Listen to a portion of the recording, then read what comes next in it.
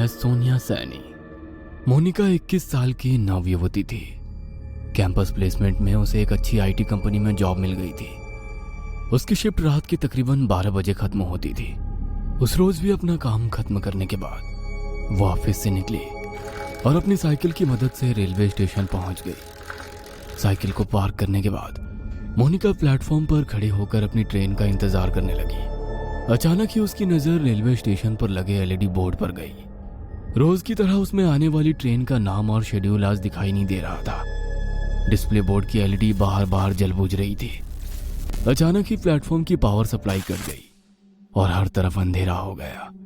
कोई कुछ समझ पाता उससे पहले ही मोनिका की ट्रेन प्लेटफॉर्म पर आ गई। बिना देरी किए बाकी के पैसेंजर्स के साथ साथ मोनिका भी झट से ट्रेन में चढ़ गई। इस समय रात के 11:30 बज गए थे। आज ट्रेन में कुछ गिने चुने पैसेंजर्स ही दिखाई दे रहे थे।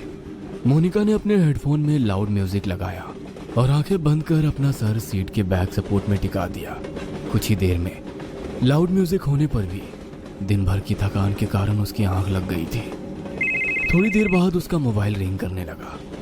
रिंग की आवाज से मोनिका की नींद टूट गई। स्क्रीन पर पापा का नाम फ्लैश हो रहा था। मोनिका ने फोन उठाया तो उधर से पापा की आवाज सुनाई देने लगी।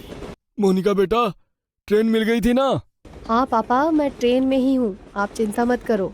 कौन सा स्टेशन आ गया है?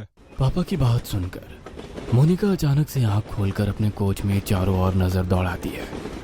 उसे अपनी आंखों पर यकीन नहीं हो रहा था। पूरे कोच में बिल्कुल अंधेरा छाया हुआ था। ना तो कोई डिस्प्ले दिखाई पड़ रहा था और ना ही कोई अनाउंसमेंट सुनाई दे रहा था। पापा, आई थिंक कुछ प्रॉब्लम है। यहाँ ट्रेन में कुछ है ही नहीं। सारी लाइट्स ऑफ है और कोई अनाउंसमेंट भी नहीं हो रही है।